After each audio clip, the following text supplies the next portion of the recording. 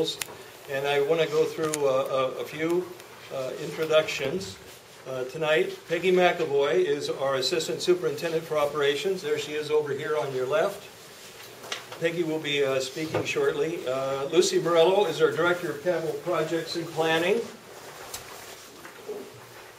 Chris Richardson, Senior Facilities Planner. You don't have to remember the names, but remember the faces. You may have questions for them later. We're going to have, at the end of the meeting, a nice one-on-one. Come up, talk to whomever you wish, ask questions, and make comments. And that'll be part of tonight. Dan Egger, our Facilities Planner. There's Dan. Jeff Clark, Principal, Denny International. Way in the back. He's a custodian tonight. I don't think he gets paid overtime for that, but it seems like he's always here. Ron McGlone, the gentleman you met at the sign-in desk, he's also connected to customer service and enrollment. So if you have any enrollment questions, he'll be here for you. We're going to have two presenters tonight. One will be Peggy, and one will be Lucy. If we see board members coming in, we're going to acknowledge them. Materials we have available tonight are the district map, and you'll note the key in the left-hand bottom corner shows all of the buildings that we have, closed, leased, and the different colors signify middle school attendance areas. So hopefully that's a complete map for your edification. I want to give you something to write down if you'd like to. It is an email address, and once you get to the address, it will link you to all the documents we've been using throughout our process. And it will include tonight's documents as soon as we can get them up. So go to capacity@seattleschools.org. That's capacity, CAPACITY, at Seattle Schools, plural, all one word, .org. And it will take you to the link to take you to the materials.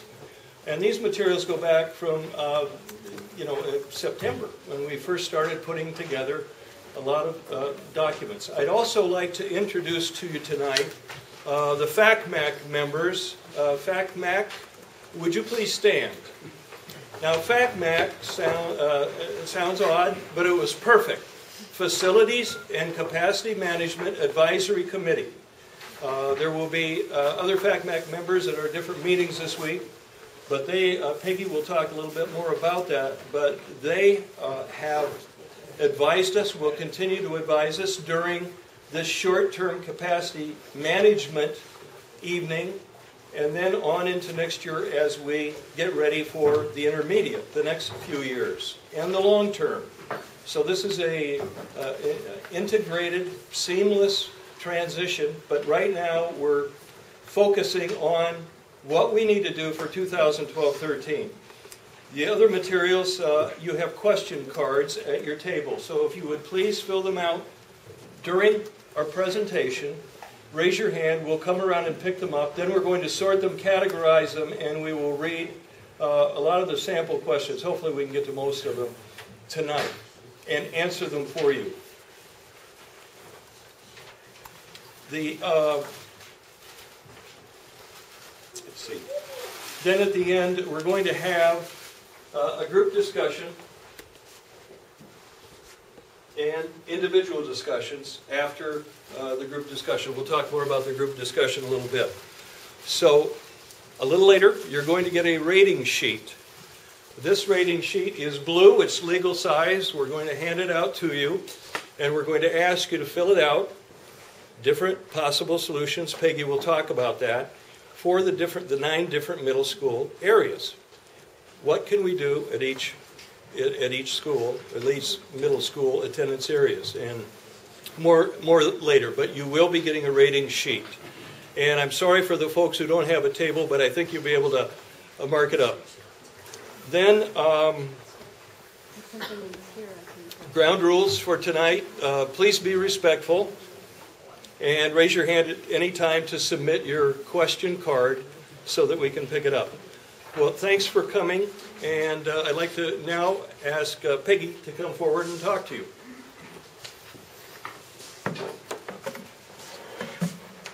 And as traffic would allow, we've had a couple more members show up at our meeting. Also, I want to introduce Assistant Superintendent for Business and Finance, Robert Boucher, who will also be helping us through this conversation. And Director Steve Sundquist is also here to join in the conversation and has been with us as we've moved through all of these discussions. So thank you, everybody, for joining us. I do want to say thank you very much for joining us on this process. This is our second round of community meetings where we have been asking for community input on some of the options or solutions that have been presented. I know some of you have been here with us before, but for others it's the first meeting. So we're going to do a real quick overview of where we've been so that we can get really to the meat of the work, which is what are the options that we are presenting and moving forward that we would like your comments and reactions on. So, okay, so next slide. As we start looking at what we need to do in order to be ready for making sure that we have enough seats for all of our wonderful students in the exact spot that we need them so that they can have the correct teachers with the correct curriculum. In the capital world, the facilities world, that doesn't happen overnight. And we always talk about how do we do this planning and how do we make sure that it is an iterative process, which means that we get feedback from you, we listen, we think about it, we incorporate it into the next level. And we really see 3 stages of that. We call short-term planning, which is the planning that we do for the upcoming school year. So last year we were talking about 11-12 school year. Now we're talking about the 12-13 school year. That is our short-term planning cycle. And when we start thinking about that, we talk about the number of homerooms that we need at an elementary school. And then do we have the core facilities in order to support those number of homerooms? So that's really what we're thinking about. We don't talk about the exact number of students at this point, but we're really getting a larger number that we need to think about. And then we send that out and say to the schools, do you have enough homerooms to meet that capacity? So that's the lens that we're going to be looking at tonight. However, that's only a piece of the picture. The larger picture is that what do we need for the next 4 years? We call that our intermediate planning stage, and that is really those years that get us from this next school year up to what we look at now as BEX 4 planning. Because we know that we are growing as a district, and that's great news. We also know that every 6 years we put together another BEX proposal, and that's coming up. So we need to incorporate both our enrollment growth as well as some of the program needs as we move forward, and we need to do that in a systematic way. So we're going to go from where are we this year, and that's really our focus tonight. But just know that we are going to be coming back to you for future discussions about what do we do for the 2 to 6 years, and what do we do as we start to think about the BEX 4 planning. And I would love to say, oh, we'll think about that in 6 years. But that is all starting to be discussed, starting actually now and in January, we're going to get really active about talking about intermediate planning. Then as we go through the next school year and through the summer, moving into the BEX 4 planning, because it takes us a long time to have those discussions. So when we talk about where do all of our pressures come from and why do we need to have these discussions, the big one is enrollment growth. And we'll show you some of that data. We are growing as a district, and we'll show you what those numbers look like. I think the other piece that we are working through as we're looking at pressures is we have choice programs that a lot of people would like to get into. And maybe we need to increase the number of those programs. So we're thinking about that also. We need to make sure that we coordinated with BEX 4. We have got a charge from our school board to try and minimize the number of portables that we're using in all of these processes. We know we have deadlines. For instance, if Lucy is going to put a portable at any school, there's permitting that needs to happen, and so we need to have those decisions done by March 1st for the next school year. Okay, so we have to talk about that early, and we need to think about that. We also know that to put together any sort of educational program, it takes time. We can't just drop it in and say, oh, next year we're going to have an ELL program. We may need to hire a principal, get the staff, get the curriculum, put it all together, so that does take time also, and we need to think about that. We've also been told that we want to minimize boundary changes, and that's been a topic of a lot of discussion. Wouldn't it be easier to just move a boundary? But what we know about moving boundaries is that it takes a lot of community discussion. And one of the things that we've committed to the community is that we create as much stability as possible in the assignment plan. Therefore, the discussions have been that we want to minimize any boundary changes for this year so that we can have them as we move forward into our intermediate planning and our BEX 4 planning. Because we know, for instance, if we opened up a new middle school someplace and that became a neighborhood school, we would have to change boundaries for the nearby middle schools in that area. So we know we will have boundary changes anytime you open up a neighborhood school. So we want to minimize them for right now, knowing full well that we're going to have those conversations soon, but in that intermediate planning and that BEX 4 planning. And one of the other things that we want to look at is make sure that as we're putting programs around this district, that we have equitable access of all programs for our students. So that's, again, part of our thought process as we're moving and making our decisions. So if you look at the timeline for where we are at, up at the top, in October 1st, we got our enrollment counts. We also established our Facilities and Capacity Management Advisory Committee, who has been meeting ferociously since then. And we've had quite a number of meetings. I'll talk about that as we move forward. We had a board work session on November 21st, where we talked about some of the recommendations that came out of FACMAC, some of the recommendations that we got from the instructional side of the house, from our principals and our education directors. And then we wanted to, as soon as we had that information integrated into some of our planning process, we wanted to come back out to the community. We did have meetings in October where we started some initial discussions about this. And we knew that we were going to get some new enrollment projections. We've incorporated them now. And we wanted to come back out and have some more discussions. So here we are, we've got 3 meetings scheduled this week. We will go back to the board on a work session to give them an update and make some recommendations. And the real reason that all of this is important is because it rolls into the new student assignment plan. If in fact we're opening schools or programs, we have to let parents know during the choice period. So that needs to get into the new student assignment plan so that we can have the board approve it. We can announce it to the parents so that they know what the options are, and then we can move forward for enrollment for the next year.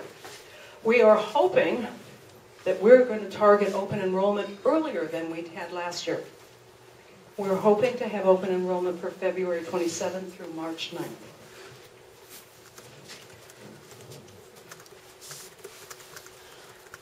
You'll hear us talk a lot about FACMAC. It has been a fabulous group of community members who have a wonderful array of expertise as far as project management, architecture. We have city planners there. We really tried to bring in a thoughtful group of people who could represent regions from a parental perspective, but also could give us some insights about city planning and real estate and what's happening in the community.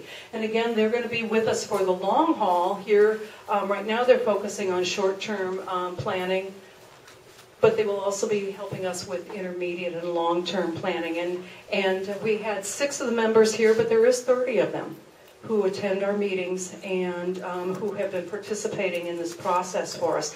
Their charge is to advise the superintendent. So they will get input, they will get information, and they will discuss it, and they will make recommendations with the information that they have at that time, and then they will move those recommendations forward. The superintendent receives that information, as well as the information from community meetings, from the school board, from the instructional side of the house, and then we put all of that together to make our best recommendations. What they've been doing primarily this year is focusing on the enrollment analysis. Are our numbers good? Are our enrollment projections good? How could we make them tighter and better? So that's one thing they've been looking at. They've been looking at our analysis of capacity. Do we really have the capacity that we think we have? How do we explain that? How do we look at that? And they've been working in subcommittees to look at that. And then they've been also making some recommendations for us as far as our short-term capacity management. So as we talk about enrollment numbers, I just wanted to real quickly give you a couple slides on that. If you look at our columns, here's our grade levels and our enrollment in 2010-11. That was last year. This is what we projected for this year. And if you look at the projections, this is what we got actually as far as students. So you can see how close the numbers were off the projections for this year. You'll see that high school, we've got more students in high school. We're still looking at the data to determine why that is. We are assuming at this point that we are having less what we call out-migration, students leaving. So we are keeping more. I also know that I was talking to our interagency program, and last year, this is for students who have dropped out and who are coming back. And last year to this year, they say they have 150 more students this year than they had last year. So that again may mean that we're also having some of our dropout recovery programs working for us. So that's pretty exciting. So as we're looking at our projections, the one thing I want to highlight is that we've had multiple professionals looking at our enrollment projections. And what we know is that they are agreeing that we are going to grow.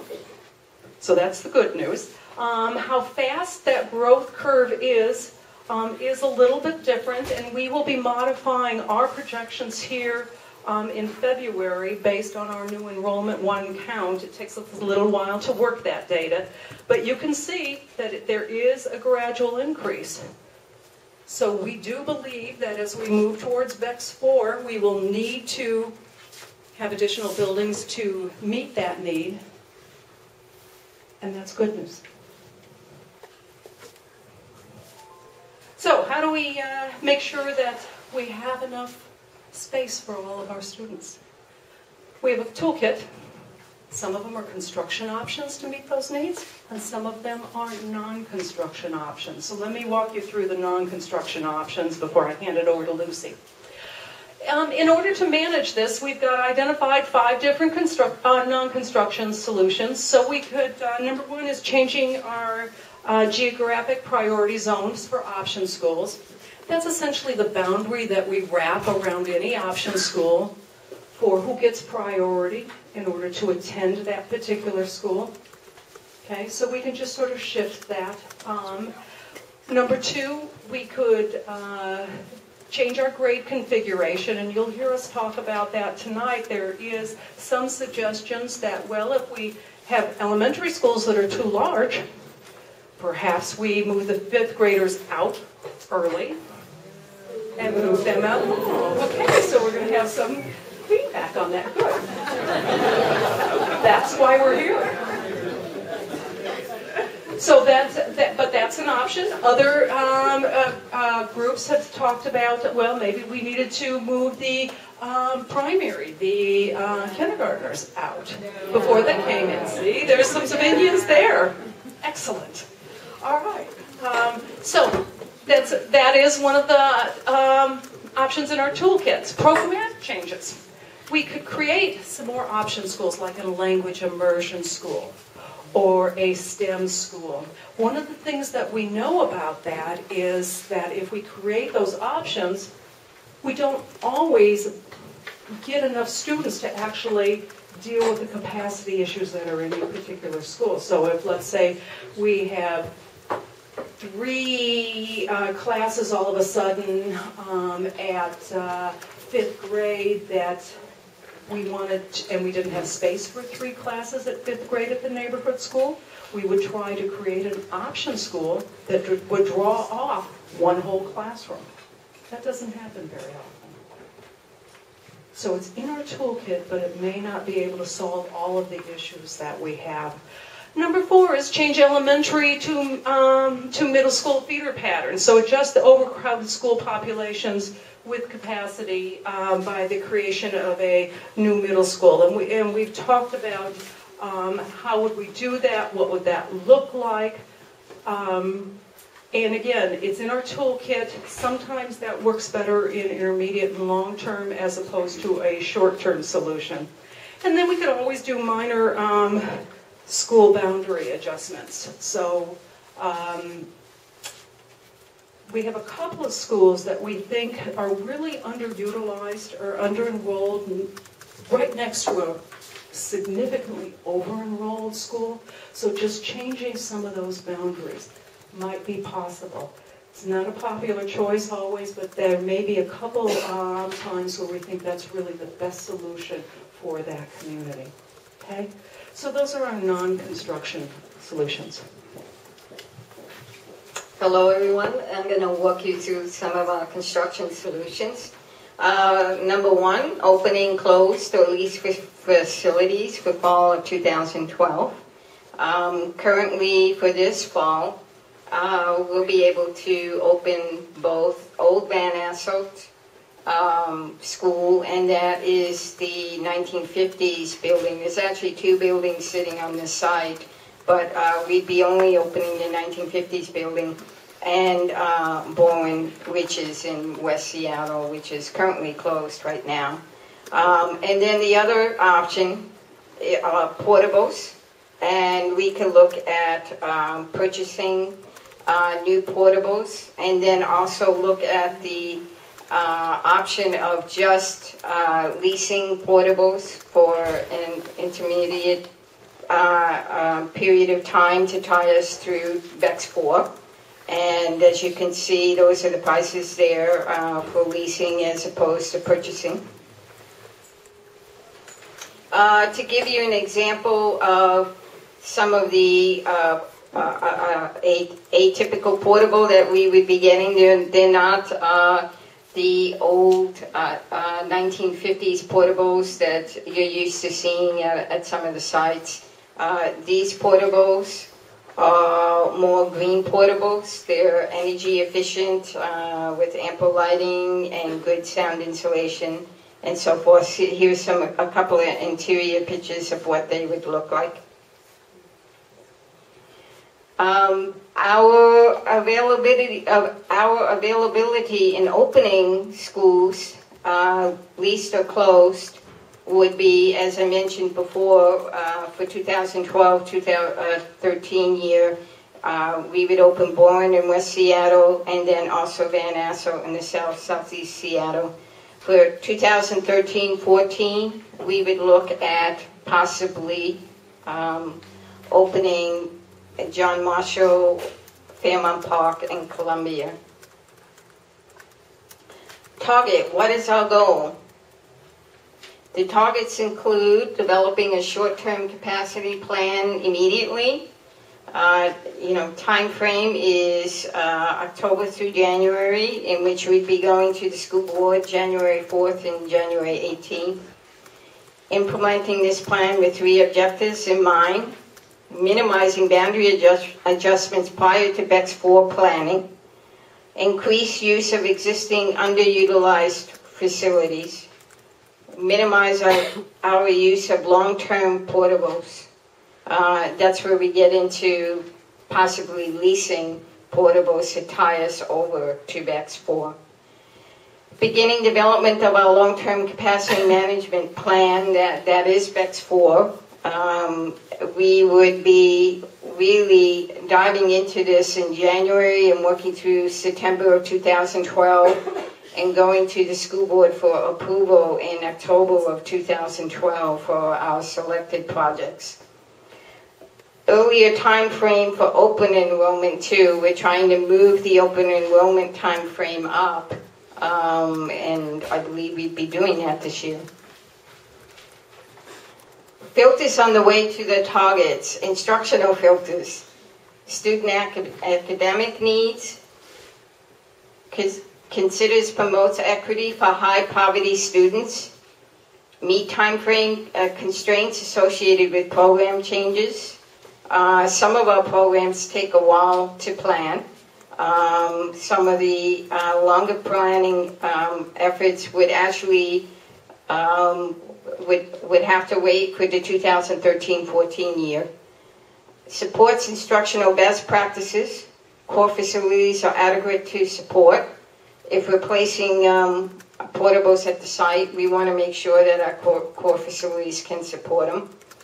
Playground facilities are adequate for increased capacity too. Our capital and operational filters maintain or reduce operating expenses, coordinate with intermediate and long-term planning, affordable within available capital funds, what the impacts would be on our transportation costs, timing of our permits and constructions plays as a filter, ease of construction plays as a filter, and minimizing portable use, either lease or versus purchasing. Solutions, how do we get there? Our solution options, what we're going to be showing you tonight is elementary schools organized by middle school service areas, and we'll go through the middle schools, the 9 middle schools. And then our secondary schools, we're going to have a watch list to watch if we have any enrollment projection changes that we would see in February and March this year, and monitor these changes and to see whether we need to do anything for our middle schools or our high schools. Okay. Whoops. Okay. Testing? There we go. Okay. Before we move on to any of this, there's a couple things I want to highlight. You have blue cards in front of you for question cards. No, not everybody has some. Do we have additional cards out there, Tom? Okay. They should be at all the tables. We have more. And we have lots of places, no tables, so we want to make sure that you have those. Okay. If there's a few extra out here too, if we want to pass them around. One of the things that when we have been working on these processes that the PTA advised us on was the fact that sometimes it was really helpful for people to have question cards, and that we spend some time actually allowing people to write a question. If you got it, we'll collect it, and we're going to sort it and make sure that we have those questions. So I want to give you an opportunity to think about that, and if you have question cards, if you think of something as we're moving forward, just raise your hands. We'll be running around to collect them so we can sort them and prioritize them as we go through. The other piece is that we are going to have you give us input about these options. So in order to do that, we have some option sheets that we're going to be passing out. You want to do it now? Yes. Okay. Please. Now, the thing about those option sheets is, one, they're kind of like a vision check, and there's some small writing because there's a lot of information there. So I wanted to make sure that you had it and you were able to work through those as we have the discussions. And they are what I call your exit ticket out of here. We really would like that information, so please don't walk out with them after you've spent that time to rate them for us, that you do leave it with us. Okay? The forms themselves and this information will be available online also. So if you want the documents later, you will have access to them.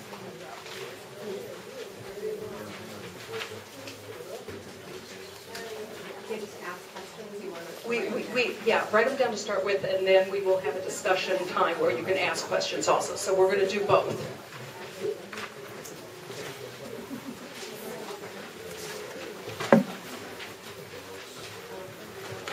Okay, are we passed out?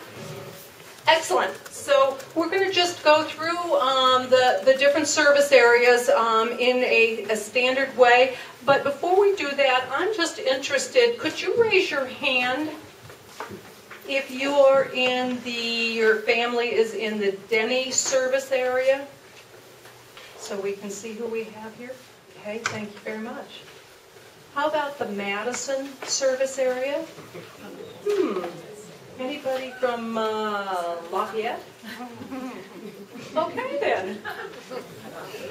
Welcome everybody. We also, whenever we do this, we have 3 meetings because we know the time conflicts with other people, meetings that parents may have or obligations or community members. Do we have anybody outside of the West Seattle service area that we do? Good. Okay. And what service area? Washington? Whitman. Okay. So we'll be going through all the service areas. The bulk of people here will be most interested in the West Seattle ones, but we will be highlighting all of them. All right, let's start with the Aki-Karosi service area. In that service area, we know that we're going to need about 5 to 6 homerooms based on our enrollment projections. And again, right now we're talking about elementary school. The 3 schools that are most impacted are Grand Hill, Martin Luther King, and Wing Loop. And you will see that as we're moving through, we've identified the number of homerooms that each school might need and some solutions that have come forward through either our instructional directors or our principals or FACMAC or the school board or our previous community meetings. We've synthesized them and rolled them down into usually 3 or 4 options at any one time, and we'd like you to rate those for us. Option A for Graham Hill is repurpose the Montessori preschool space. Sorry, is that additional homerooms or is that... Additional homerooms. Thank you for the clarification. Yes. So Graham Hill, we talked about repurposing the Montessori preschool space. At this time, Montessori has a 3-year-old preschool, a 4-year-old preschool, and then kindergarten. They start the Montessori program. And the recommendation is because the preschools have been under-enrolled, that we reduce that and we really dedicate that to the K through 5 student education. So we'll repurpose those spaces. That's option A. Open Old Van Asselt is another option, or perhaps add a portable. Martin Luther King, we have 2 options there. Either we open Van Asselt or we add a portable. Wing Luke, we need 3 homerooms. Recommendation is to shift the South Shore Geozone, which means that the students at Wing Luke would get priority for going to South Shore. That way, more of those students might go to a less enrolled school, option school. Or open Old Van Asselt, or perhaps add 3 portables. And even though you're not in that area, you're allowed to score any one that you want. Okay? We know that all of those blue sheets are coming from West Seattle. We've also asked you on your scoring sheet, do you have any students at that particular school? Nonetheless, we want your opinion whether or not you have a student enrolled there. You may have a particular philosophy about that you might want to... I just had a question. Pardon? So if there's options that are not, there are options that are being discussed that aren't on the score sheet, does that mean that they're not being considered? These are our current options that we are considering, yes. So if you want to add anything, there's also a comments section there. Okay.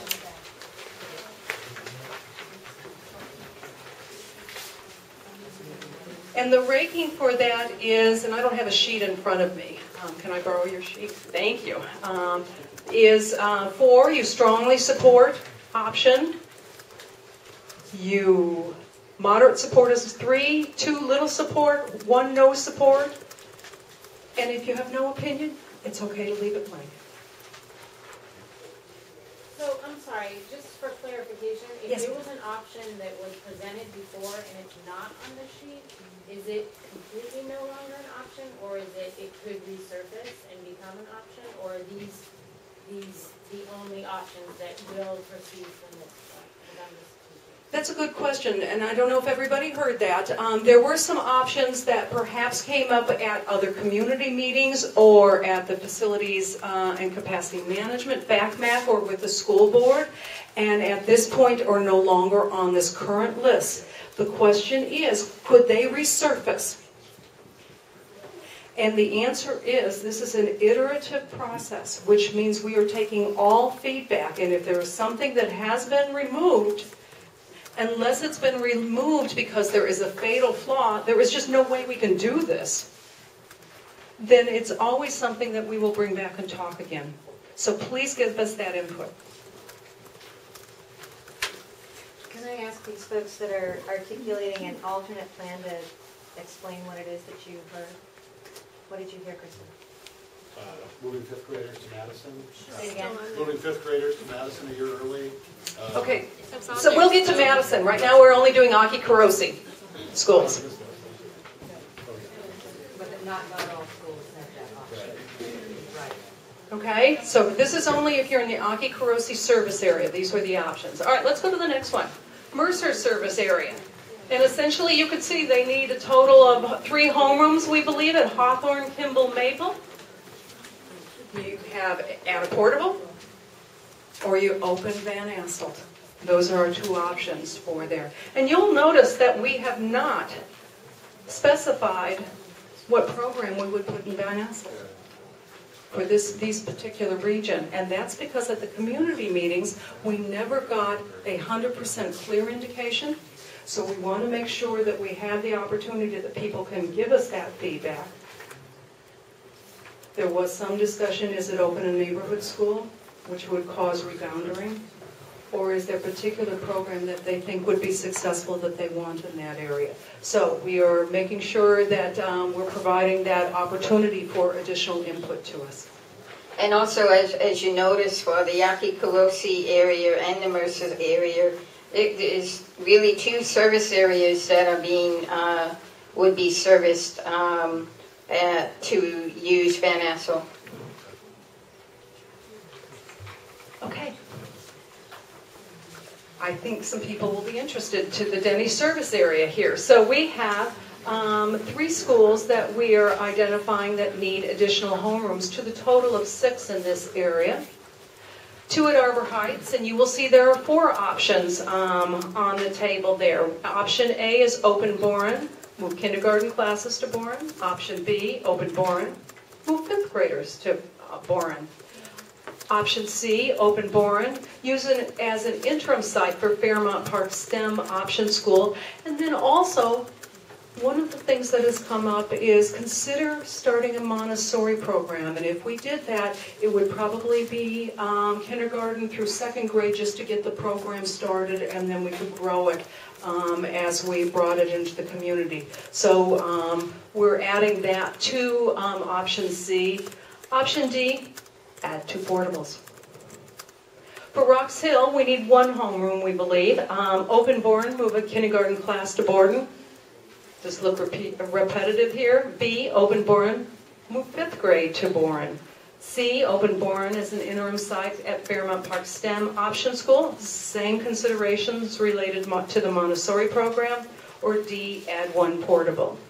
And for clarification on option C, we'd be opening Boren for 1 year. The interim site would be there for 1 year for Fairmont Park, with Fairmont Park opening in 2013. Question, can you talk about the STEM school at Fairmont Park, but that was Spectrum? STEM school is different than Spectrum. Spectrum students certainly could apply for the STEM or choose to go to the STEM program. That was originally one of your options on the preliminary worksheet, was the new Spectrum, so that's option. That was, and let me go back and talk about, there's some worksheets that we had been working with in the capacity management arena. And at one point we had all sort of the brainstorm options out there. And one of them was, that came to the table, was Move Spectrum as a program. And that one didn't come out of committee or to be discussed further. Is there an academic cutoff for the STEM system so that you have to reach a certain academic level before you would be considered entry? I'm looking to Laura, who is the education director here. No, she's shaking her No, I head. think it'd be open to anyone who would be interested in applying as a focus option. So is it certain that if you were to open Fairmount that it would be STEM, that's predetermined at this point, or that's just a possibility for? That's what we're recommending. If we open interim at Boren, it would be with a STEM program. And remember, one of the things about opening schools and opening programs and being able to use capital money as opposed to baseline money, we can provide additional curriculum and technical equipment during that opening using capital when we open that program for the first year. Peggy, you might want to call out what STEM is for those that don't know. Oh, thank you. Science, technology, engineering, and mathematics. That's why I didn't do it. There you go. I still don't understand. I know the STEM program exceeds one. Can you explain how it works in elementary school to have a STEM program? You want to take a stab at that? One of the things that I can say that we know, we've been doing research on what it looks like, because it isn't just about high school. It is about how do you create science and technology courses that actually promote a pathway to moving on to that technology and STEM program at Cleveland. Not that you'd have to go there, but it gives you more of a basis for that. So there may be more math, more science, a different level of equipment and resources and programs that these students can have access to. I could see extra technology, robotics, those kind of things. So it would just be something as an option to students. We had part of what, if this is something that we decide to go forward with, then we would get a principal who could help develop the vision and probably look at elementary models around the country to figure out what best practices are. But basically just focused options, so extra math, science, engineering, robotics, introductions to those things to hopefully get them interested in pursuing that later on.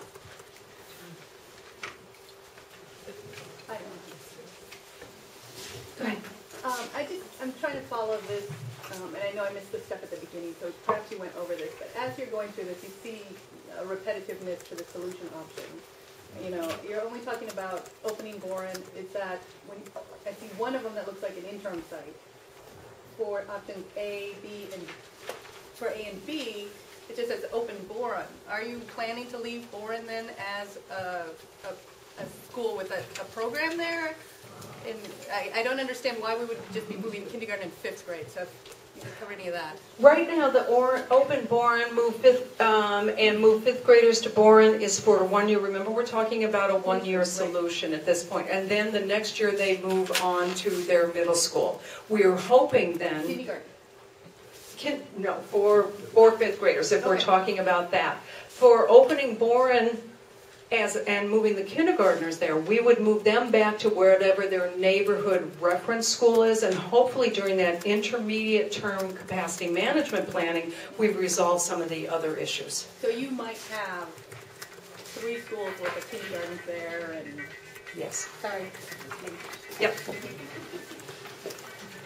Is your intermediate planning not informing your short-range planning then? If your longer-range planning considers a new actual school at Boren, that's not on the list. But that could be something that they're considering. And I think that's a good question. The question was, is our intermediate capacity management informing some of our short-term planning? And we are considering this an interim site right now, so we wouldn't be opening it as a regular school at this point, okay, for Boren. I will have to say Van Asselt, when we talk about that, when we're looking at some of our intermediate planning solutions for remodeling and moving some programs over there, that we have talked about opening Van Asselt here as a site. But we also know that as we move forward in our intermediate planning, that we may need it to sort of station schools there while we're doing their remodeling. So it is an iterative process, and that's why we are not sure that we want to open it in the long term. So again, we're getting feedback. It is part of the process and part of the discussions that we're having as a staff. So is there some flaw to opening Boren as a school rather than as an interim site? Not at this point, no. Bowen would be used as could possibly be used as an interim site to carry us to Bex 4. If we're looking at the West Seattle area, possible sites for a new elementary school could be Genesee Hill, putting a new elementary school there, or possibly putting a new elementary school at the Denny site where we recently tore down Denny. And so it is planned that we could possibly put an elementary school there. So for intermediate planning, we could use Bowen beyond this 1 year as an interim site for those two schools in Bex 4. Way in the back.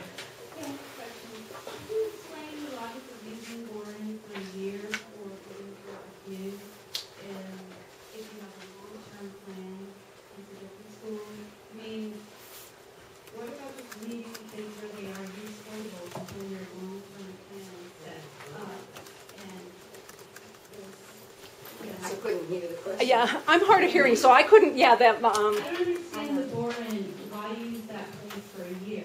I mean, moving everybody and all this logistical stuff, you can't just put portables in for a while until your long-term plans are established and you've got something.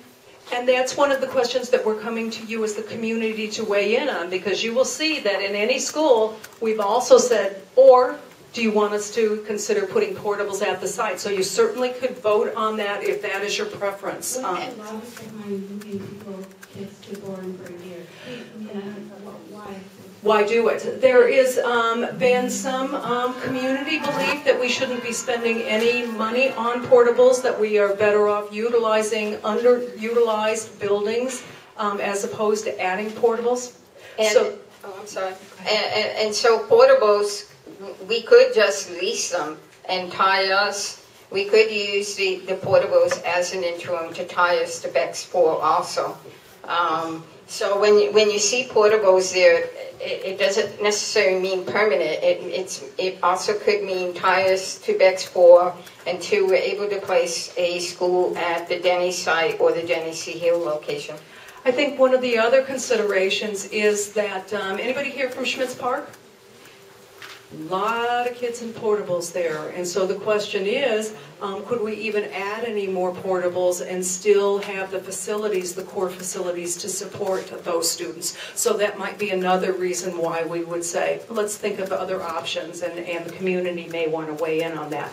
So I'm going to move just so that we can keep this conversation going, and I'm sure that we'll get more questions as we go through this. The Madison service area.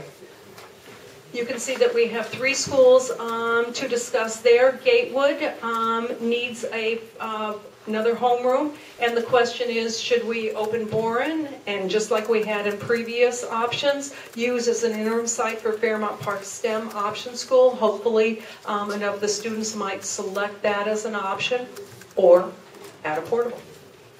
Lafayette, 2 options. 2 homerooms, needed, but 3 options. And here you'll see that we aren't talking about moving the students to Boren, the 5th grade students. We're talking about moving them to Madison and finding, given the fact that they would be going to Madison as a middle school, would that be a better solution for them because we are reducing the number of transitions that they would need to have? And that's why we're here. Okay. Option B, open Boren as an interim site for Fairmont Park STEM option school. We've seen that one before. Or add 2 portables. Schmitz Park, move 5th graders to Madison. B, open Boren. Or C, add 2 portables. Could I get some clarification on the homerooms needed? Was that actually far as, I look at Arbor Heights and there's still room for homeroom classrooms within the school as it sits right now. So I'm curious if, when you said we needed 2 homerooms, does that mean we need 5 because we have 3 we could utilize, or that we truly only need 2? So that's a very good question. How did we get to homerooms needed? Essentially what happens is we get the number of student projections at all the different grade levels, and then we see if we need to add a homeroom at any particular grade level. Then we go out to principals in the schools and we say, is there any capacity based on the numbers for them to absorb another homeroom? Let's say that they have got a room just sitting vacant. They're a newly open school, so there's plenty of room there. Obviously, they didn't make our list. If we went to the school and said, do you have enough space? And they said no because of a certain number of reasons, then we brought it out and we're saying that we're needing a homeroom. I will tell you that we are still running those options past all the principals because we're looking for some creative options so that there may be another option out there, or they really have a way to manage the space in a different way. So although we're saying right now this is our best information now, we wanted to come out with this information to you, but just know that we're also still vetting some of the information. It's my understanding that the code requirements for a permanent school are higher than for an interim school, and Warren currently meets the standards for an interim school, but a lot more money and construction would have to be put in if it was for a permanent, like a permanent 5th grade or a permanent kindergarten. Is that correct? Building a new school, you would have to bring it, you have to build it to current code. Boring, simply because it hasn't been closed, it wouldn't have been closed for more than 2 years. We would be allowed by the city to basically move in. So we would do whatever it needs to accommodate the program. If it needs more wiring, or if it needs a daycare and so forth, we would do that. And but we would not necessarily have to bring it up to current code. On that subject, if you have to bring it up to just a code to have the kids there, are there asbestos issues? Are there plumbing issues where there's not potable water? How is that addressed, especially for children of this age? A playground situation for elementary kids, since it wasn't an elementary school, how will that be addressed for such a short-term fix? We would move a number of the portables off the site to make a playground area, and if we need to do any asphalt work to make a playable playground, we would certainly do that. We're going to do any work that we need to do to make the building safe and occupiable, and make sure we have running water and that it's safe to drink and so forth. But when you build a new school, you're building it to the current code, just like your house is currently grandfathered. You don't have to bring it up to code. Only when you're building new that you do, or if you have a building closed for longer than a couple of years, the city requires us to bring it up to code. I just wanted to add, I live near Bourne, and it has, in the time that I've lived there, I believe Cooper School, while it was being remodeled or built, Cooper's program was there, and then Denny has been there, and then there was at least one other. Self was there. And so it's had a lot of programs and has had high occupancy there. So, and at least one of them was an elementary school. To be honest with you, we like having a couple of schools in the school district system, Bourne in West Seattle and Lincoln up north, as possible interim sites, just in case, for whatever reason, and this is a good reason, a capacity need, or if something should happen, so that we can have a place to move kids quickly if we need to do that. Building a new school takes a long time to do. It takes 3 years to build a new school. So did you say that if Bourne isn't occupied for 2 years, that then they'll have to bring it all the way up to code? And if that's the case, then isn't one of the main criteria is we need to put somebody in there, or it's going to be crazy expensive to be able to use it again? We'll find use to use Bourne. I mean, we will put students in Bourne. We have other programs that are asking, can they go in there or to another space? So we if don't we want to let decide, it lapse because then. correct. That's correct. Yeah, I think what we're trying to do is just give you options. I know some of the families would prefer not to break up their program and may choose to have portables just to keep their program at the school as a whole. If portables is not something that is acceptable, then you have the option of moving into Bourne. Excuse me, I wonder if there's any budget preference associated with these options that you're presenting? I couldn't hear the question. So is there any budget preference for any of these options? Budgetary. To open a portable, and I think we showed the slide, a lease portable would be start up $35,000, and it's like I think $2,000 a month. To open Bourne, it would cost us approximately $3 million. Let me rephrase the question. Is the district leaning towards any of these options for budget reasons as opposed to preference, pure preference? Did he say budget reasons? I think that the answer to that is we're always going to try to do what's right instructionally, but we do have some realities as far as our budget. And Assistant Superintendent Boucher would kill me if I didn't say that to open a new school where we have to have new staff supporting all of this is about $600,000 a year operating costs for us. So yes, are there implications related to that? Absolutely. Do we still need to do it if we need to do it and it's the right thing to do? Yes, we would do that. I have a question. If you talk to the schools that are up on the screen, I see that you have listed what the additional portables would be for next year, but could you speak to each school as to how many portables that would add up to for each school? Because I think that would be very telling. Boy, I may ask FACMAC to weigh in on this. Fiona, we have 12 at Schmitz Park, and how many at Lafayette? Four. And Gatewood would be up to 2. 2. But you have to remember the size of the space of each school, too. I mean, you know, not everyone has the same amount of parking lot, playground, etc. to add for kids. Okay, and I've got a question behind this area here. One of the questions that has come up when we've been in our community outreach is that what are the chances that you would start moving kindergartners to Bourne, for example, and then that plan would change to turn that into a full-time elementary, and our kindergartners would be stuck at a school other than our neighborhood school that they would just build with more grades.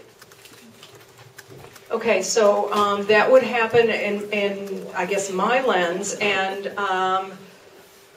is Director Sundquist still here? There you go, and you can maybe help us with process here.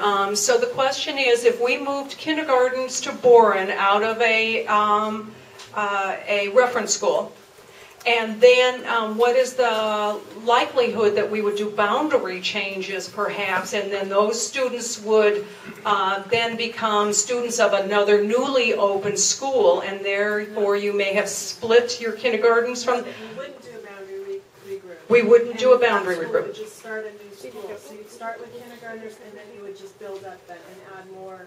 They would just have to continue at that school instead of... So a roll-up. So it would be a roll-up. No boundary change. Well, you have to have boundary changes in order to do that, don't you?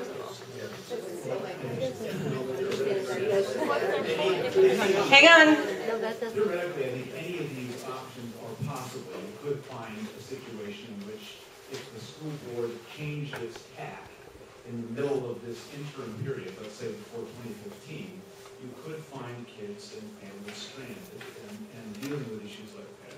I think in general, the board is likely to want to adopt some sort of a near-term plan that they can see bridging them successfully, probably until 2015. The notion is you do not want to change boundaries very often. It's an enormously difficult process for the community to go through, and so you want to sort of fix that place in time, ensure you've got enough capacity to serve your children until that point in time, and then tackle the boundaries all at once. I think that will probably be what the school board would prefer, but the school board is allowed to do whatever it chooses. So I'm hearing him say yes, there is a possibility. It doesn't make sense to me fiscally that you would move all of these kindergartners to one school, then what happens is you send them all back and have giant first grade classes. So it seems logical that they have to stay somewhere other than their reference school. So the way that might be handled, and the question is, if we move the kindergartners out, we have to move them back in as first graders, and doesn't that subscribe and create a capacity issue the following year? And the answer would be yes, unless we found another way in the intermediate planning to solve that problem, which might be open a new school. So you might have your kindergartner who you thought you were putting away for 1 year just with other kindergartners separated from your reference school. Possibility, but I think that we would start with the rebounding issues and say, no, that child belongs. So let's say you're a parent of Schmitz Park and we move the Schmitz Park kindergartners to Boren for a year. Those students would stay Schmitz Park and would go back to first grade at Schmitz Park unless we redrew boundaries and we had that discussion with the community about what that might look like. Okay, I'm going to do one more question, then I want to finish the slide so that we can then have some larger discussions. Well, just on that question, what is the ratio of kindergarten classes to 5th grade?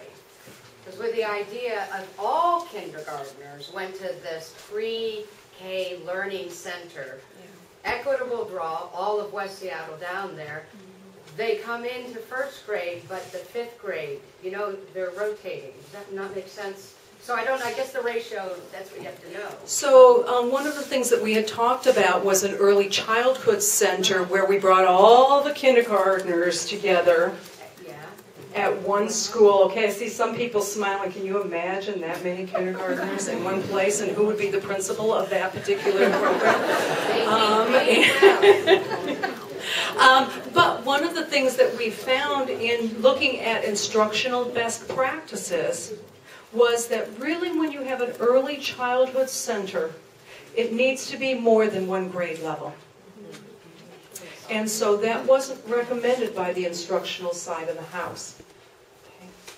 So I'm going to hold questions just for a minute. Let me go through the rest of them and then we can have some more discussion. But I want to make sure that we have everybody's areas reflected here. McClure, very limited needs here. What we've got is that actually they need a portable this year. And so although they're not going to be growing for next year, to resolve some of their issues, they had more of a surge than we thought they were going to and need some relief. We're going to be putting a portable there, and that's what they have requested. Next area, Washington service area. Question on 2 slides ago. I just want to make sure I understand one of the options for Lafayette. You said you would open Boren and use it as an interim site for STEM option school. So that means that you would open it, but it would only be an elective school? Is that what you mean? So I'm just asking for clarification. For which option?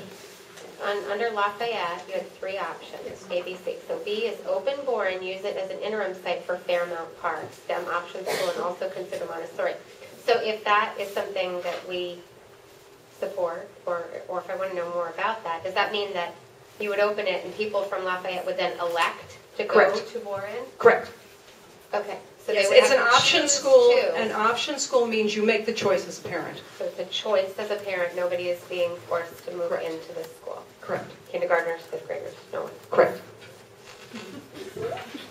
Good clarification. All right. Washington service area, 3 schools here. McGilvra needs we thought 1 portable only, but they're right on the bridge, needs 1 to 2. We're trying to figure out whether or not they actually have the capacity in order for us to put a portable on that site. T. Marshall, they need 2 homerooms. They want to relocate a Head Start program. They have an underutilized Head Start program that is mostly empty. So we want to move that Head Start to another place that might have more students, and then potentially add a portable for a computer lab. And at Lowell, there is no capacity issue because, as you know, we moved the APP program from Lowell to Lincoln as an short-term solution. And so one of the questions or thoughts is to add a spectrum program back to that site because that might relieve some additional capacity needs in that Washington service area and provide a program that families want. Eckstein, we have 4 schools we want to talk about here. Olympic View, we were talking about repurposing a child care classroom as a homeroom. We know that there's a contract ending for one of our child care providers there. So should we look at converting that to a homeroom? Wedgwood, the solution there is to add a portable. In fact, they want to work with the University of Washington to create a state-of-the-art portable there that will meet the needs of their students. So that's one option. View Ridge, we have an audiology lab that is out in a portable. We want to repurpose that. And move the audiology lab to Lowell, which is more centrally located, so the services can be provided for more centrally by our staff to our students throughout the district. Thornton Creek, when we originally projected homerooms, needed 1 homeroom. However, a couple years ago, in order to manage capacity, we moved them as an option school from having 2 cohorts of grade levels for schools to 3, which means that we had 3 kindergarten classes as opposed to 2, which is what they've always had. What the instructional side of the house and the recommendations are is we move them back to a 2 cohort model, so they will only have 2 kindergartners there. That will resolve their capacity issue. So their class sizes will be larger? Is that what that means?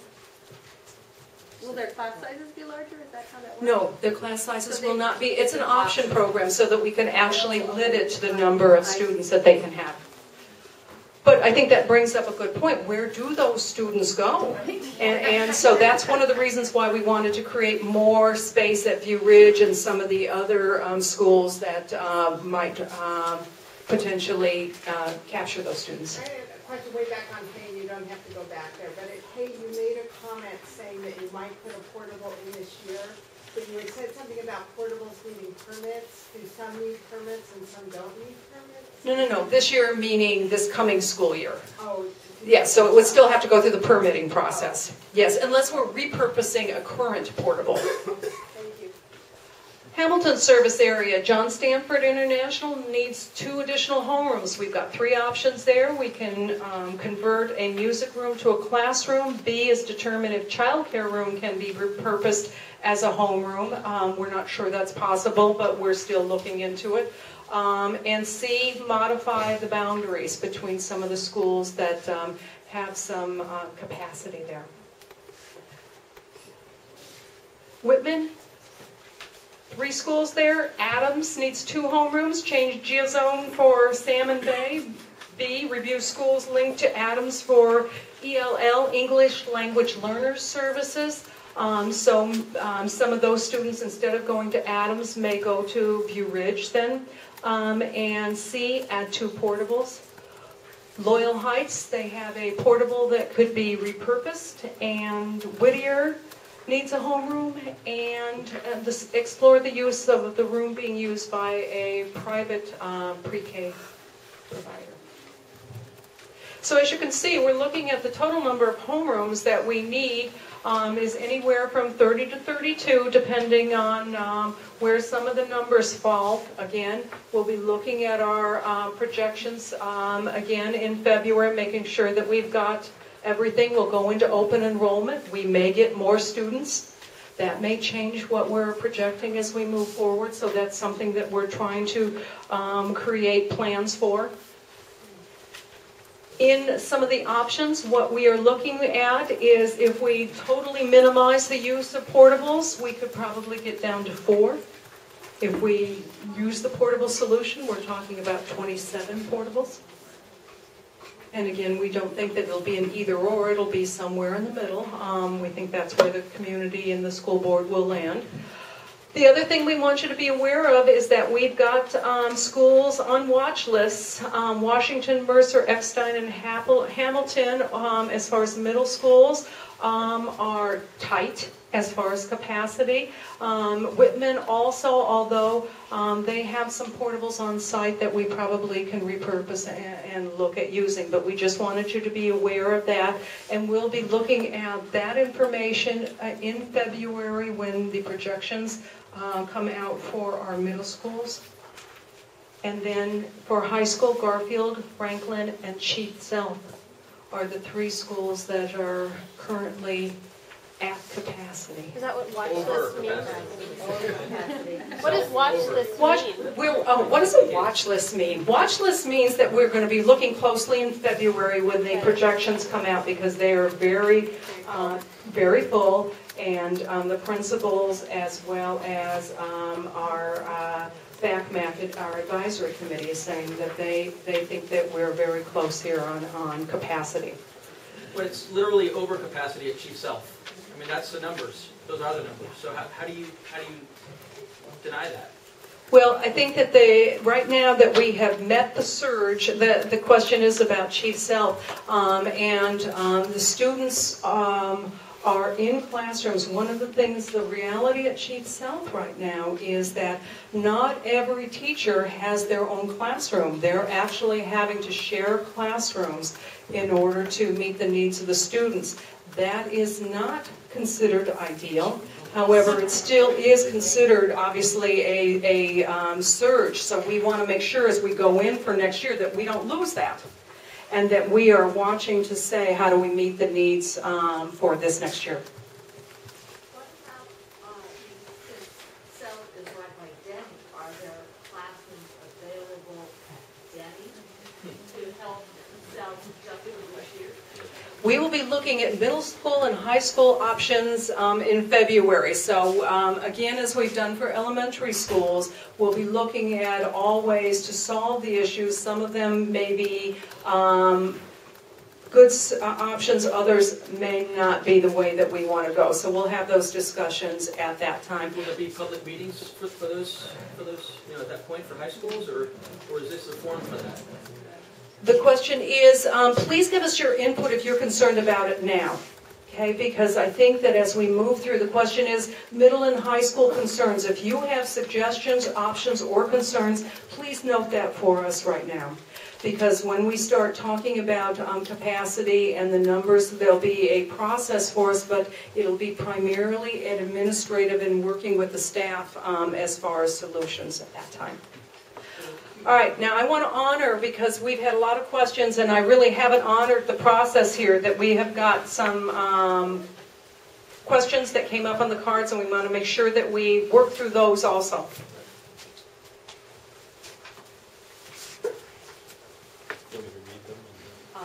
We've got like 5-10 minutes, yeah. Okay. Now, as you can imagine, we have over 100 questions. We're going to do a couple of things. One, read sample questions from each of the different categories. That there are a couple to be picked up in the back. And then we also have a frequently asked question statement document on our website. How do we get to this website? At the bottom of the slide, again, I mentioned earlier, capacity@seattleschools.org. So if you send an email there, it will give you the link to the website that has all of our documents and materials. It doesn't have tonight's materials yet. It will. Also the PowerPoint. So bear with us on that. But that's something very important. I'm going to ask different folks to answer these questions. I'll give some samples. Under the category of capacity, how can we best pick a temporary fix for next year without a mid or long-term plan and set of goals in place? Well, let me just jump in and say it's one of the issues that we are all struggling with. We are asking you to give us input based on what your lens is for right now, not knowing what's going to be selected for BEX 4 or what schools might be open or programs that are put in place. We will need that opportunity to come back to you, and that's why it is a short-term, one-year solution that we are looking at that won't preclude us from making good decisions in intermediate and BEX 4 planning. Ideally, we would have loved to come to you to say, here's what we're doing this year, and it leads into the next year and the next year in BEX 4 planning. We knew what we were going to do. We don't have the timeline for that. So the real discussion for us right now is how do we select an option that will facilitate and not impede intermediate term planning and long-term planning. Ideally, it would be facilitating also, but we may not be there because we don't know what all those decisions are. Okay. So let me just do process here for a minute. We are at 7:20. And what we want to do is make sure that we've honored some of these card questions. Staff will be here to make sure that we can answer all of your questions also individually, because I know that there are some additional, so we will do that for you. And I will say that there are a lot of very specific questions that deal with maybe a certain program, an individual question unique to the interests of that individual. So I know we're short of time. I know that we need to take some time on the rating sheet, and we need to have one-on-one discussions with folks. But believe me, we're going through everything. We're going to try to answer every one of these through our website. Now, if you have a question you need or want answered tonight, please come up to our staff. And we certainly have Bob Boucher here, Peggy, Aurora, the Ed Director for Educational Programs, Lucy for the construction. Peggy can answer anything, but there'll be a long line at her table. Dan, portables and planning.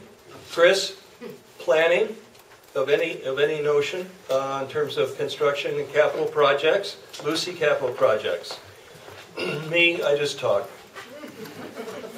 So the rating sheet, if we could take a look at this slide so we're clear, and I know we've gone through it once.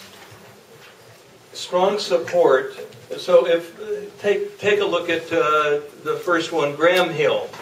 There are how many options? 3 options for Graham Hill in your upper left-hand corner of your sheet. So if you believe one of those options, or more than one, deserves a strong support, you could put a 4. For moderate support, if you would be willing to give moderate support to one of those 3 options, put a 3. You could put a 4 for all of them. You could have no opinion for... Please not to the questions. You're insulting our intelligence, honestly. Pardon? They wanted to hear the question. We have 5 minutes. Would you please proceed with the cards and questions? Okay. Thank you. Very well.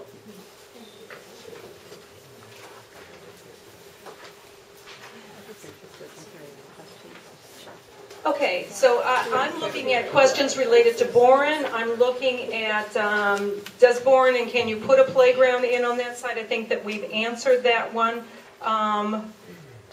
Why isn't redrawing boundary lines one of our choices? When is it cost effective?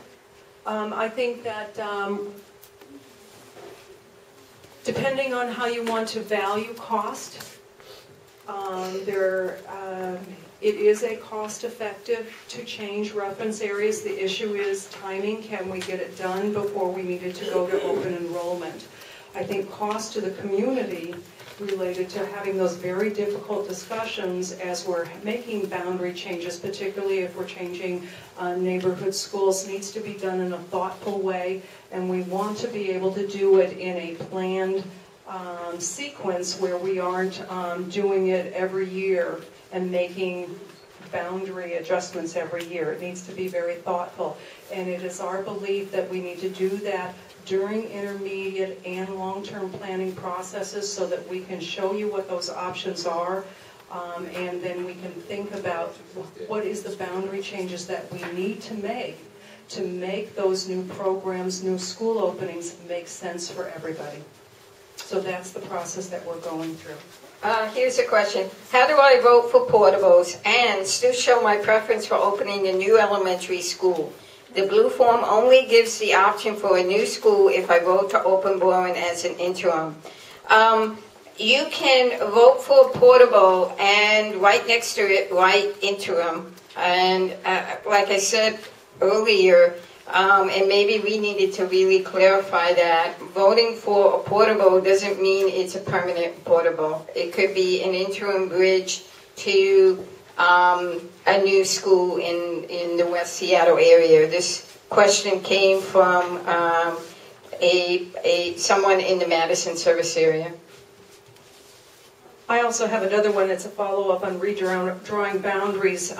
Wouldn't reframing boundaries around a new elementary school now and temporarily housing it at Borum help build support for Bex 4? Yes. But again, I think we need to do it in a thoughtful way. So as we do it for intermediate planning processes, I think we'll continue to have those conversations. Ideally, again, if we could have done it for short-term planning, we would have. We just got our new enrollment count for October 1st, and so we're trying to build towards that work. This question, why does it take until 2013 to reopen Fairmont Park and Genesee or Genesee Hill? Why can't they be open sooner? Let's use Fairmont Park for an example. We have to hire an architect engineer, which we have. We have to go to the school board to approve their contract. Then we design and get permits from the city, and then we would bid the project publicly. That would probably, so we would design into probably spring, go out to bid during the summer, and be into construction during the summer through spring of 2013, and open the building for 2013. To open Fairmont Park would approximately be $7.5 to $8.5 million. So it does take a while to design it, to bid it, and to construct it. So that's not a remodel, that's a new building? It would not be a rebuilding. Fairmont Park has been closed for a while, so we'd be bringing it up to code. So we'd be doing quite a bit of work on it. I have a child at Madison, so I'm familiar with the building and its programs and students. If fifth graders are moved into that building all at once, where exactly are they going to fit in? Would Madison need to bring in portables? How would the fifth graders be separated from the rest of the students? Big difference between 10-year-olds and 13-year-olds. That is true. And I think we all can agree on that. I will also say that we have plenty of schools that are K-8s. And we know that we commingle the grade levels all the time. So we know that it can be done. We know that it can be done successfully, but it takes a whole lot of planning in order for us to do that.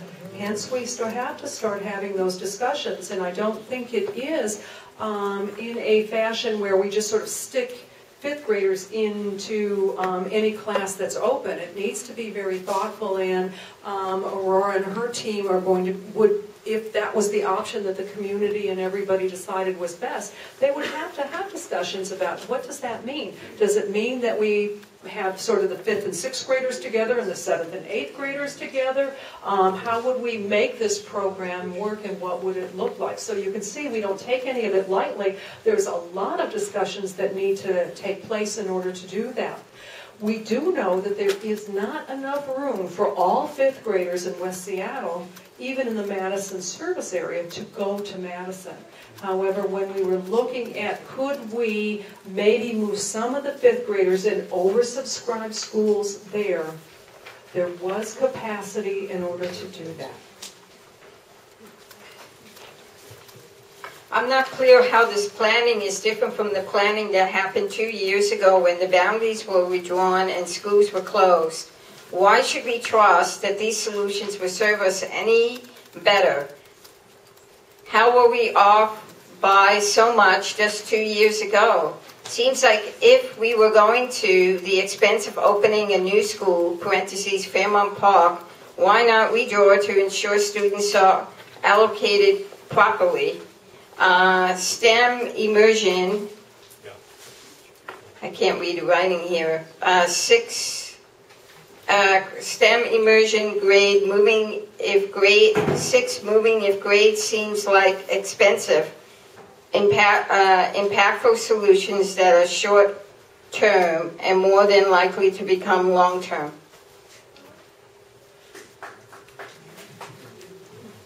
It sounded. I was reading that question. Oh, okay.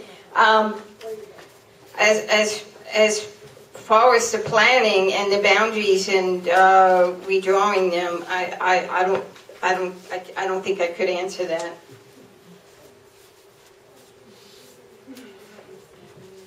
Well, how are we so off? That's what I don't understand. Right, exactly. Well, you might just explain the housing population from what I'm speaking just as a member of StackMac, and the data that we've been shared with us, it had to do with the fact.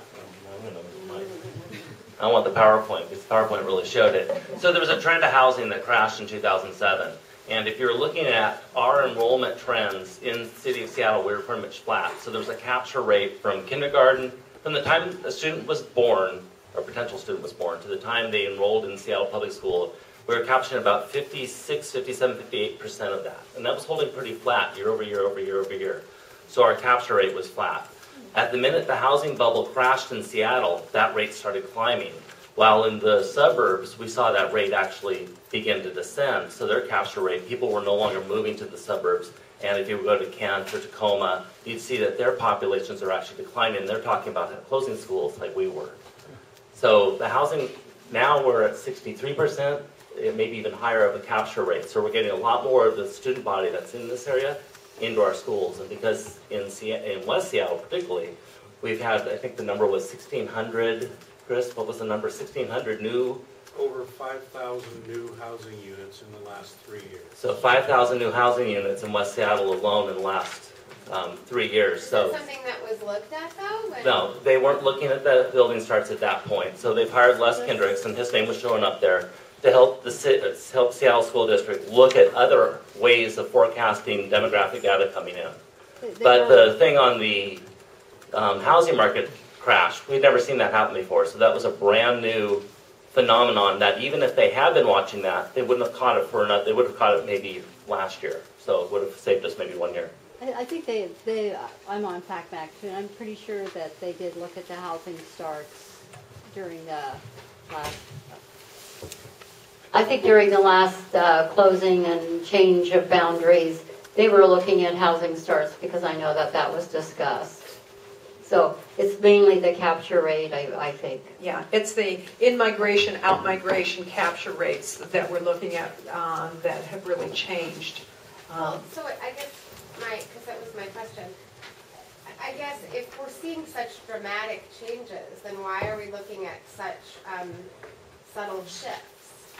Is sort of what I'm having a hard time reconciling in my head. Like, if in fact there has been these dramatic, unprecedented changes that have been happening that caused us to sort of predict these patterns in a way that were wildly off and made us close schools, and now we're talking about reopening them. I mean, I feel like we're talking about short-term Band-Aids, Band-Aid, Band-Aid, Band-Aid, Band-Aid, as opposed to like, wow, we know that we were looking at some data in a very wrong way. I'm going to say that without making offense, but I mean, we weren't looking at things through the right lens a couple of years ago when we drew these boundaries. And yes, I understand the significance that it has on people to redraw boundaries, but it feels like we're putting Band-Aids on this as opposed to just going back and saying, okay, let's just look at this through the right lens right now and do this the right way versus Band-Aid. And I would concur with you that we are at this point trying to make sure that we have got additional community members, additional experts, making sure that all of our modeling is the best that it can be and the tightest that it can be. When we're doing that, what our projections are showing is that we are going to have a steady increase over a number of years, and so hence we are moving towards intermediate and the BEX 4 planning. Do we need to react for this year, this upcoming year? Yes, we do, just because the amount of time that it takes to make those thoughtful decisions. But we are 100% with you in the district that we need to make sure our numbers are good for enrollment projections, that our numbers are good for analysis of capacity, what can really each school stand as far as an area and number of students that we can have in those schools. And then we need to make sure that as we're thinking about programs and schools that we're going to be opening, that we know where they need to be opened, what type of program needs to be in there, and let's make sure that there is a capacity in every building to sort of flex, because we know that we are not always going to be 100% on projections. That's just not the nature of the game. But what we need to make sure is that we build in the capacity to stretch where needed in order to meet the needs of our communities, because they're going to grow and shrink and grow and shrink over time. We know that. Why don't we take more time now instead of pushing enrollment deadlines up? It seems like we need some more thoughtful consideration in making this Band-Aid. So the question is, why do we move enrollment up? And let me just tell you that we have some other deadlines, not just on enrollment. And Mr. Boucher is going to bring us home on this one. And if you could bear with us, go to the next steps. You might answer the question on the open enrollment. Yeah, I didn't. You go ahead. But it's in our... Your question regarding open enrollment. One of the reasons that we want to move that up forward, Seattle has a choice enrollment process. So in order for us to know what the staffing is going to be at any particular building, that process has to be completed. We want to make sure that we're staffing as smart as possible. We also have the state of Washington has a continuing contract law. By May 15th, those on a continuing contract have to be notified if there's going to be a RIF or not. So we have at one end, if you will, the continuing contract law to honor. So if we're going to do a RIF, we have to do it by that point in time. We want to try and back that up, be able to get the enrollment for the schools in place, the staffing in place, minimize the RIFing that goes on, and be able then to build the budget and staffing capacity around that school. Last year we had incidences of where schools were still getting enrollment information up through June. And This is a different year because we have extraordinary circumstances ahead of us. it is still something where we have to meet, the law does not change. We have to, by May 15th, have that in place. We have to back that up. That means that decision has to be in place by about April 15th. We've then got to back that up to where we're actually staffing the schools, providing budgets in the schools themselves. So it's a double-edged sword. You're going to pay on one side or the other. We're trying to make sure we manage that as smart as possible. Our principals last year indicated that especially at the middle and high school level, you had principals who were remastering their buildings late into the school year, and that's not something that is desired by principals. It does a lot of work on a staff. So we're trying to strike a balance. Is it likely that this will reduce the number of additional teachers we'll be hiring in October because we will have better information earlier? Because our school, my school, has had to hire because the enrollment numbers were bad. We didn't hire enough early in the spring. She was asking whether or not this might have an impact on October. Our hope would be that it would have a positive impact that direction. Our other hope is that our riffing would be less. Right. Because when we do riff teachers, most of you in this room know who those teachers end up being. A lot of times they are teachers in a building that are young in the seniority. We lose them to other districts. There is an opportunity cost that really hits us when that occurs.